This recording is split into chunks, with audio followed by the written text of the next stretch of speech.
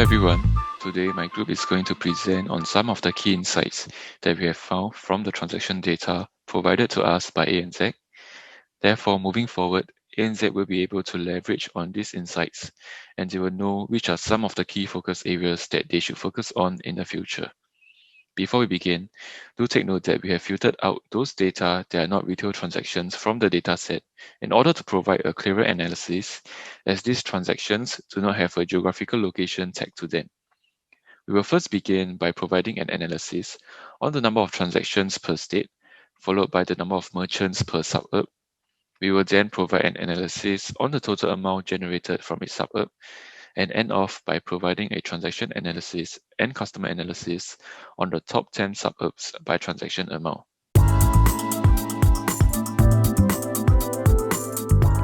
So first of all, we can see from the map here that New South Wales has the highest number of transactions with a total of 2,169 transactions, and following closely behind is Victoria with a total of 2,131 transactions. And this is most likely because New South Wales has the largest population as compared to the rest of the states, and Victoria has the second largest population. Therefore, we can see that with a higher population, the number of transactions is most likely to be higher as compared to the other states with a lower population. Also, we have decided to use the map visualization instead of other visualizations is because the map visualization already helps us to segment into the different states, and from one look, we can straightaway tell which state has the highest number of transactions based on the heat map.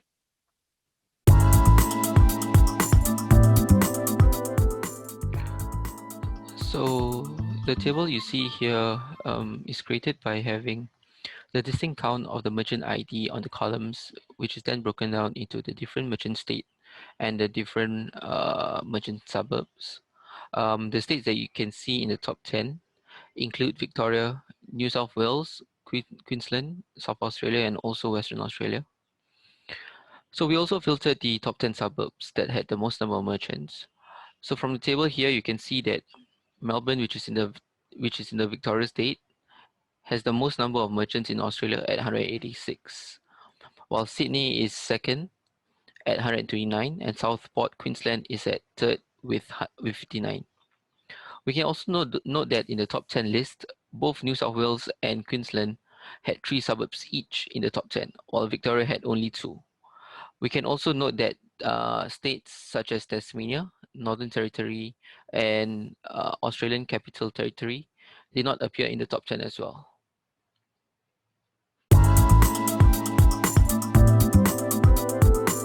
Thank you, Haziq.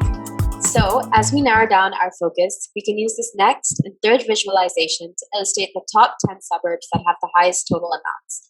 What this means is taking all the transactions that take place in the respective suburbs and comparing which areas have a higher total of transactions taking place to better understand how the geography may influence a customer's spending.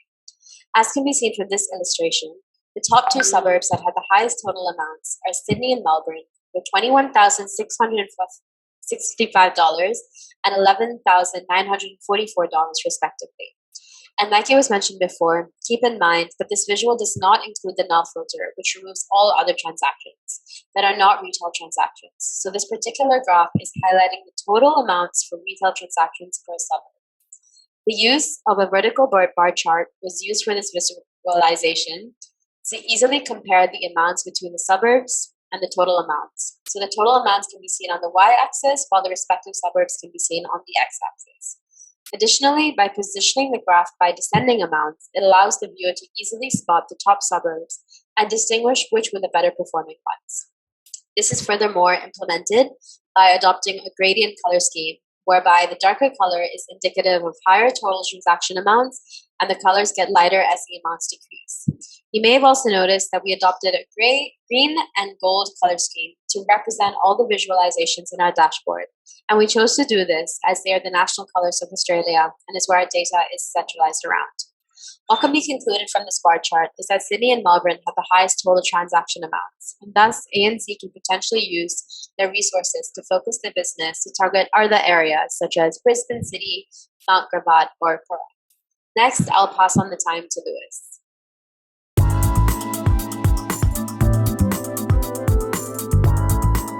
you, Noyonika. For this slide, we'll delve into more details about the transaction types in this top 10 of total amount by startup category in order to gain some insights about the transactions and usage. From the data set, we have excluded merchant suburb field with null values, and this results in transaction descriptions showing only two types, the POS and sales POS, which are retail transactions that occurred and the focus of this study. Other transactions types such as payment, interbank, home bank, and salary are not included as they do not have geographic tagging, and the fields are now for the merchant suburb, which is what we are using as a filter. As a result, the type of transaction movement for this whole data set is only debit because all of them are retail transactions. Total transactions are consistent with the total amount ranking, with Melbourne and Sydney capturing the highest number of transactions. However, when we look at the average amount on the top axis with the green dot, these two cities have a much lower average amount on all transactions. This could be due to customers using their cards more often on a regular basis for their day-to-day spending such as groceries, which resulted in a lower average. The findings suggest that ANZ cards are widely used and accepted in these two cities, and ANZ could use this data to position their marketing and promotions campaign as well as business development efforts. For example, they could encourage more retailers, supermarkets in less popular cities, or target luxury stores in Melbourne and Sydney to enable card payments. Next, I'll pass on to Brendan.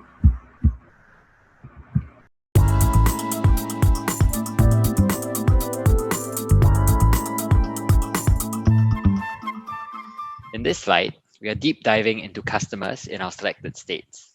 Specifically, we are highlighting the relationship between age and transaction amount in the scatter plot below. Our data shows that more mature customers have lower transaction amounts on average, showing that as customers age, they possibly are more inclined to save and spend less. Interestingly, our data also shows that this effect is more pronounced in males than in females, showing that the marginal decrease in spending for males is higher as both gender groups age.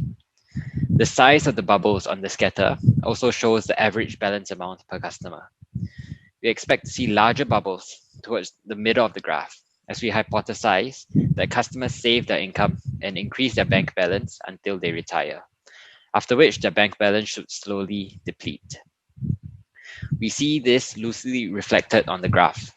The highest concentration of large bubbles around the 40 to 45-year mark, possibly highlighting that to be the mean retirement age for ANZ customers.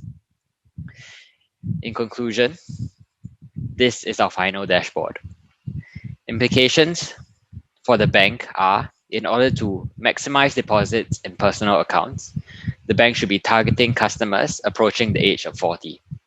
For higher transaction amounts, the bank should be targeting younger customers as the average transaction amount decreases on average as customers age. Thank you.